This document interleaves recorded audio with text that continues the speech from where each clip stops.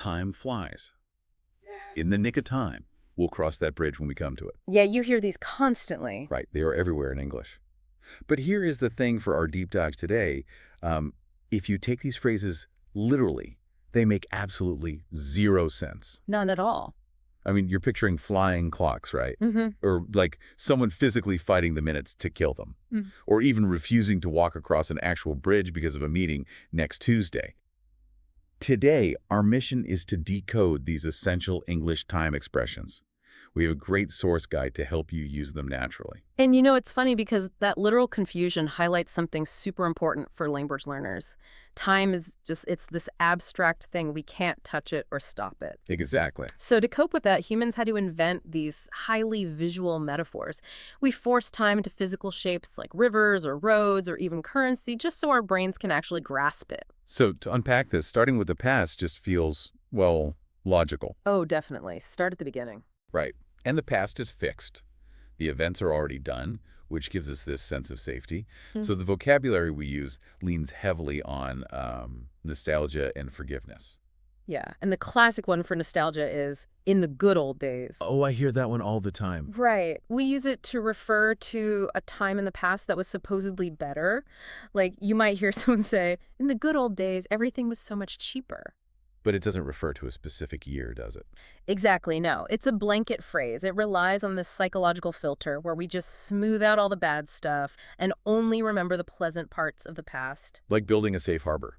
We make up this generalized good time to contrast with whatever is stressing us out today. Yeah, perfectly said. But then, what happens when something from that era suddenly invades your present? Like, we call that a blast from the past, right? I love that phrase. It's so visceral. It really is. Like, picture walking through a store and suddenly a song from your high school graduation starts playing.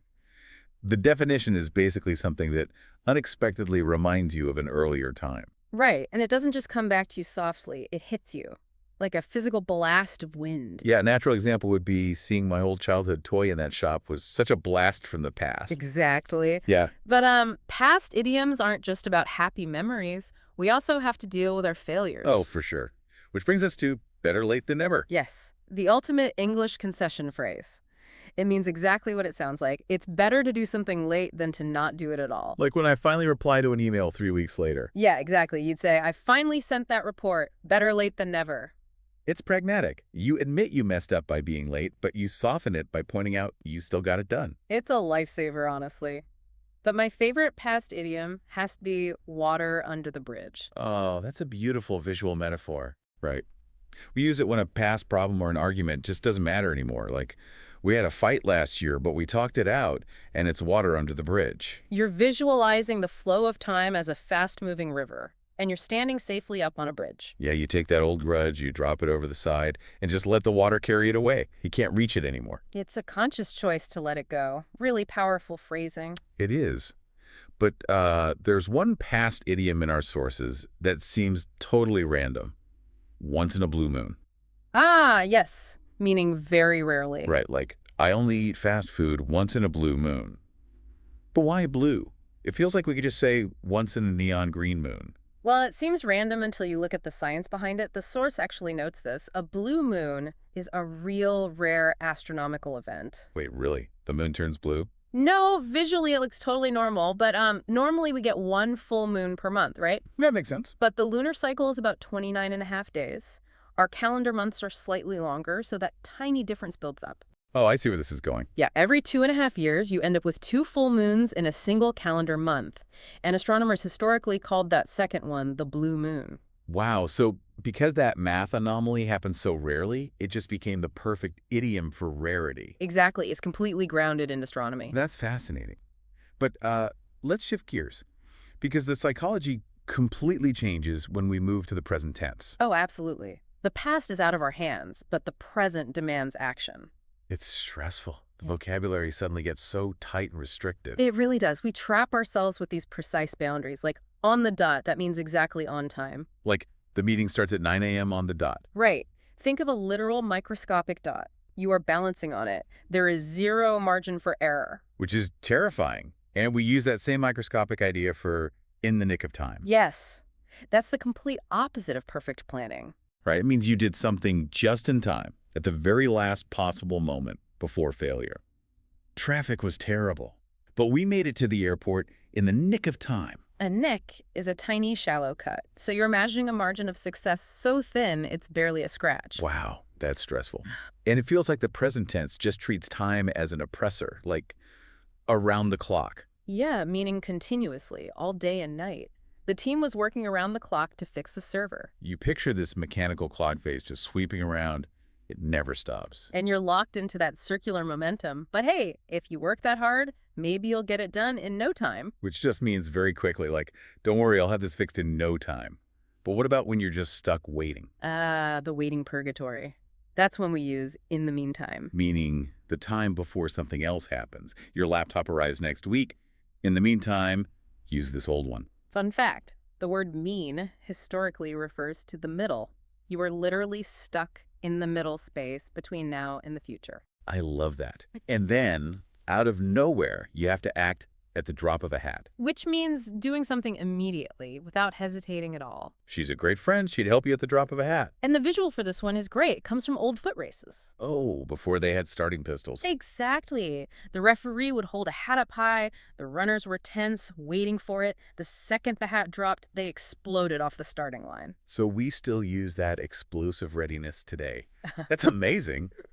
But let's look forward now. The language shifts again when we talk about the future. It does. The frantic emergencies of the present kind of stretch out into this vast landscape. Yeah, but honestly, I think the future tense is where English speakers get a bit cowardly. How do you mean? Well, we push the responsibility away. We defer things, like time becomes this dirt road, and we say, we'll handle that down the road. Right, meaning simply in the future, I might buy a new car down the road. It's like the farther away you look, the blurrier it gets. We don't have to deal with the specifics. And sooner or later does the exact same thing. It means eventually. He hates cooking, but sooner or later he'll have to learn. It's a guarantee that something will happen, but it completely removes any actual timeline. It's a total stalling tactic, just like see how it goes or when the time comes. Oh yeah, let's not book the hotel yet. We'll see how it goes. You're just waiting to observe the outcome before making a choice.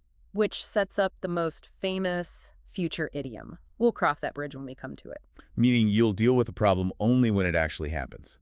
The presentation is next month. We haven't started, but we'll cross that bridge when we come to it. What's fascinating here is the double standard with bridges. Right, because earlier we used a bridge for the past. Exactly. Water under the bridge means letting go of a past burden, but for the future, the bridge is the burden. Yeah, we actively refuse to step on the planks until we are literally forced to. It's so cautious. It is. But there's one future idiom we really need to clarify because the literal words trick a lot of learners. It's about time. Okay, yes, because on paper it sounds completely neutral, like, oh, look at the clock, it is about time to go. Right, but as an idiom, it carries a very specific tone. It signals mild frustration or impatience. So it means something should have happened much earlier. Exactly. If your friend is an hour late for dinner, you don't cheerfully say, it's about time. You drop your voice, you add some edge, and you say, well, it's about time you showed up. Ah, the tone does all the work there. It's practically a weapon. It really is. Okay, so we've looked at time as a river, a road, a tightrope. But here's where it gets really interesting. In our final category, English speakers suddenly get super aggressive. Yes, we abandon the landscapes completely and start treating time like cold, hard cash. The ultimate philosophy, time is money. Time is a valuable resource, and you shouldn't waste it. And this shift happened during the Industrial Revolution. Right, because before that, time was just the sunrise and the seasons. Exactly. But once humans moved into factories, time was tracked by mechanical punch clocks. A specific number of minutes directly equaled a specific literal wage. Which completely explains why we talk about time so territorially now. We make time for things. Yeah, I need to make time for the gym. You don't just find extra minutes lying around. You have to manufacture that space in your schedule. And if you're in trouble, you try to buy yourself some time. Meaning to delay something to get more time to think. I asked the client a question to buy myself some time. You're literally negotiating. And if you fail, you run out of time. Having no more time left, like a bank account hitting zero. But the most revealing phrase in this whole economic category is kill time. Right. It sounds like a felony. It does. It just means doing something unimportant while waiting. I was killing time on my phone before the meeting. But we assign this violent word to a harmless act. Because modern society is deeply uncomfortable with idleness. If a block of time isn't producing value, we view it as an enemy that has to be eradicated. Wow. We literally kill it until we can be productive again. Exactly. And the flip side of that is when time moves too fast, we say, time flies. I can't believe it's already Friday. Time flies, Okay. meaning it passes super quickly. And here's a crucial vocab note from the sources. Time flies is actually just a fragment. Oh, right. The full phrase is, time flies when you're having fun. Yes. Because that idea that enjoying yourself makes time speed up is so universally understood, native speakers just chopped the phrase in half. Just time flies. It carries the whole meaning. Exactly. Okay, so knowing all these definitions is great, but to sound natural, you actually need a playbook. And our source material gives us 4 golden rules for deploying these idioms in the wild. Rule number 1 is about context. Use them in casual conversation, not formal writing. Yeah, you don't write water under the bridge in a legal contract. Please don't. Rule number 2, listen before you use them.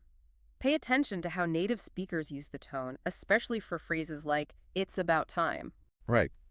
And rule number 3, this is a huge trap. Don't explain the idiom when you use it. Oh, yeah. Don't say, as the famous proverb states, time flies. Just confidently say it. Treat it like regular vocabulary. And finally, rule number 4, 1 idiom per statement is usually enough. Yes. Don't stack them. So I shouldn't say, well, time flies, but sooner or later I'll make time to cross that bridge in the nick of time. No, you sound like a robot short-circuiting. It destroys the natural flow. Fair enough. You know, we should actually demonstrate this. Let's just casually chat about our week and naturally weave some of these in. Oh, that's a great idea. A little mini role play. Yeah, just a normal conversation. Yeah. So, how was your weekend anyway? Honestly, it was a bit chaotic. I had that big project due on Monday, and I completely ran out of time on Sunday afternoon. Oh no, did you finish it? Barely. I submitted the final files exactly in the nick of time, literally at 11:59 p.m. Wow, that is stressful. But hey, Sure. better late than never, right? Yeah, exactly. I'm just glad it's done. What about you? Did you do anything fun? Well, I was supposed to meet a friend for lunch on Saturday, but they were super late, and I ended up just killing time at a coffee shop for like an hour. Oh, that's annoying. Were you mad? A little at first. When he finally showed up, I definitely thought, well, it's about time. But, you know, we had a great lunch, so it's all water under the bridge now. That's good. Honestly, the weekend just goes by so fast anyway. It really does. Time flies. I'm already stressed about next week's schedule, but whatever. I'll cross that bridge when I come to it. See? That's exactly how you do it. Just drop them in naturally. No robotic stacking required. Exactly. So just to quickly recap our key vocabulary focus today, because these are the essential ones you'll hear everywhere. Right. We had once in a blue moon, which means very rarely. In the nick of time, meaning at the last possible moment. Water under the bridge for a past problem that doesn't matter anymore. Time flies, because time passes quickly, especially when you're having fun. And kill time to pass the minutes doing something unimportant. Perfect. We have covered a massive amount of ground today. We analyzed the past, where we let our regrets wash away downstream. We dissected the present, balancing on the dot and squeezing through the nick of time. We looked at the blurry future, safely delaying our problems.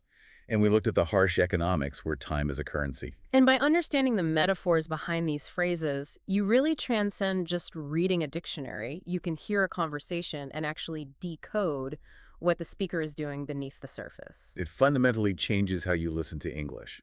But before we go, our expert and I wanted to leave you with a broader philosophical thought, building on what we learned today. Yeah. If our everyday language reveals so much about our psychology, like treating time as a road, a river, a currency, or an enemy we have to kill, what does it actually say about our modern obsession with productivity? It's a great question. With all these phrases dedicated to managing and hoarding the clock, are we genuinely the ones controlling time? Or has the vocabulary of time completely taken control of us? It really makes you wonder who is in the driver's seat. It does. And that is exactly what we want you to chew on this week. How does this shift your perspective? Yeah, which of these idioms are you going to recognize differently now? Are you going to buy yourself some time today? Or maybe finally let an old grudge become water under the bridge? Let us know. Which time idiom are you going to use this week? Drop it in the comments bonus points if you use it in a sentence. We'd love to read them. Absolutely. And if you're new here, subscribe so you don't miss next week's deep dive. Until then, keep listening, keep analyzing the words around you, and we will see you down the road.